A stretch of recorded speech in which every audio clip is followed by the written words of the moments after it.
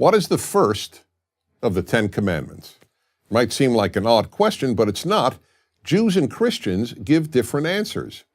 The reason is incredibly up for debate, so allow me to bullshit my way through this. Is that what we know as the Ten Commandments is, in the original Hebrew, the 10 statements. The implications of which are relatively obvious, that these are the 10 statements from God which every human being should follow without question. Either way. Whether it's the 10 Commandments or the 10 Statements. I should also point out that any interpretation of Hebrew language is incredibly debatable due to the death and revival and constant death and revival of the Hebrew language. I'll leave a link for that below. And since the Hebrew is the original, we begin with the first statement, which all religions agree is... Actually, no, not all religions believe this, just the Abrahamic religions. Pretty much every other type of religious belief is against you guys. I am the Lord your God, who took you out of the land of Egypt, out of the house of bondage.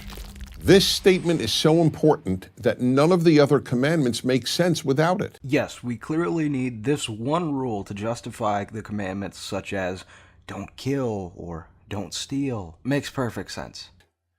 First, it asserts that God is giving these commandments, not Moses and not any other human being. Up for debate, in the text where we get the 10 Commandments, it is God who passes these rules down to another man.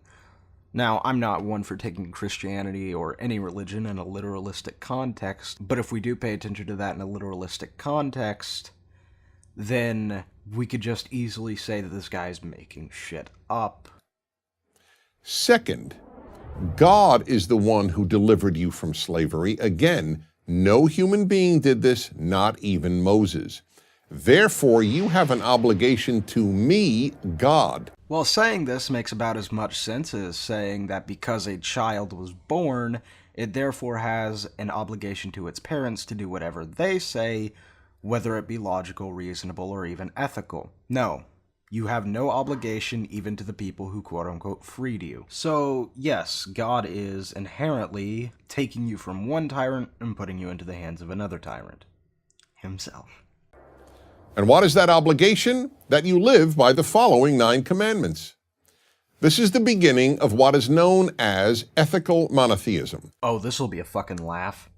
The greatest world-changing innovation of the Hebrew Bible. It means 2 things. Ethical monotheism means that the one God, that's monotheism, is the source of ethics, of morality. Morality, an objective code of right and wrong, doesn't exist, and even if it did, it certainly wouldn't come from God. Furthermore, and I know you're speaking in terms of Jewish, however, if we go by Christianity, that's a polytheism. That is somehow also a monotheism. Meaning it's complete fucking contradictory and doesn't make any sense. Does not emanate from human opinion, it emanates from God and therefore transcends human opinion. If God wanted an objective code of ethics, then why would he give us all the ability to form opinions which contradict those ethics? And if you're saying it's because he wanted us to be free, then why is the code of ethics objective? The other meaning of ethical monotheism is that what God most wants from us is that we treat other human beings morally. Which perfectly explains the Catholic Church. None of the 10 Commandments concern what humans must do, quote unquote, for God. Which perfectly explains that hell concept. Pre-10 Commandments religions all believe that people must do a lot for their gods. Have you even read Leviticus? For example, feed them, and even sacrifice people to them. But now, thanks to the 10 Commandments, mankind learned that what God wants is that we be good to our fellow human beings. The Inquisition, let's begin. The Inquisition, look out, Sam. We have a mission to convert the Jews. Even the commandments concerning not having false gods and not carrying God's name in vain are ultimately about morality. Well, no shit, that doesn't mean all morality is justifiable. Especially not the ones about taking God's name in vain.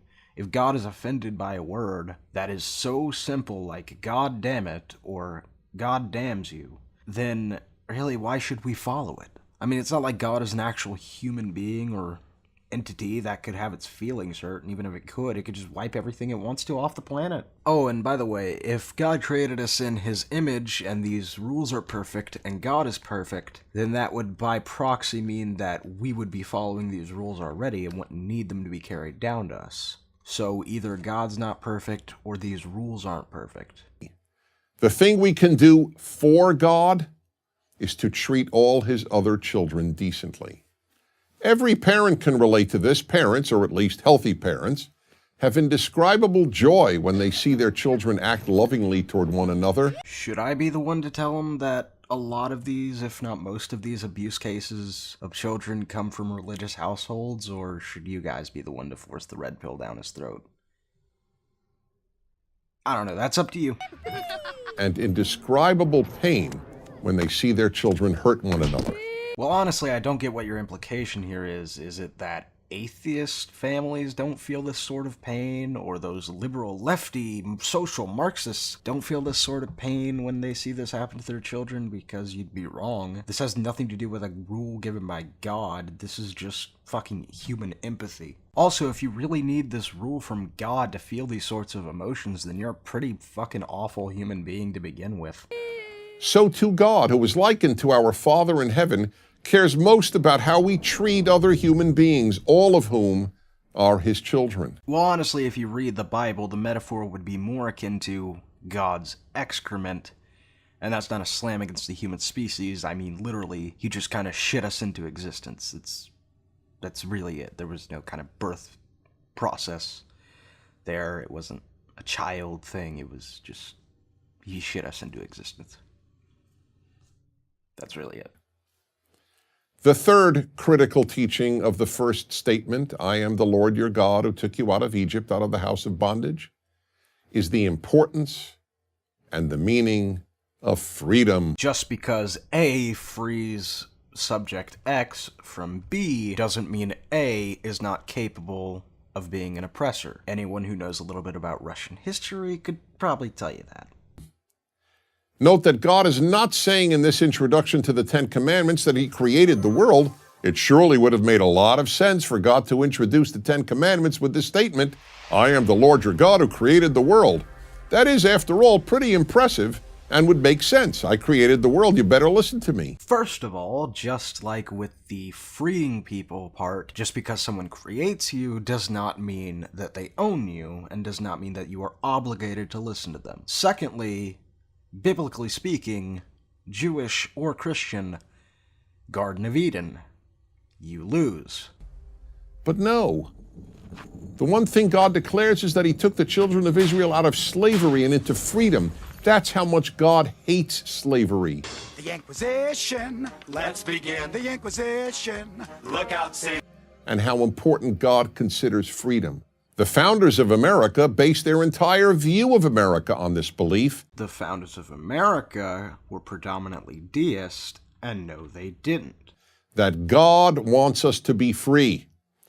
That is why the most iconic symbol of the American Revolution, the Liberty Bell, has only one sentence inscribed on it, a verse from the Hebrew Bible, proclaim liberty throughout all the land unto all the inhabitants thereof. Yes, because using one quote thereby means that you believe in the entire book.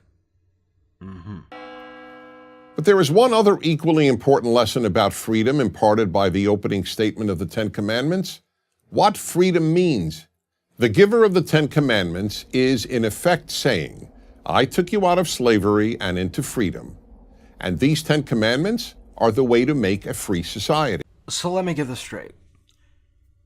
He took us out of slavery, put us into freedom, and then gave us 10 commandments that we must abide by in the Christian myth and are advised to abide by in the Hebrew myth, with no workaround to any of them. You're not allowed to think outside of the box that you're given. Perfect freedom, 10 out of 10. You cannot be a free people if you do whatever you want. Freedom comes from moral self-control. There is no other way to achieve it.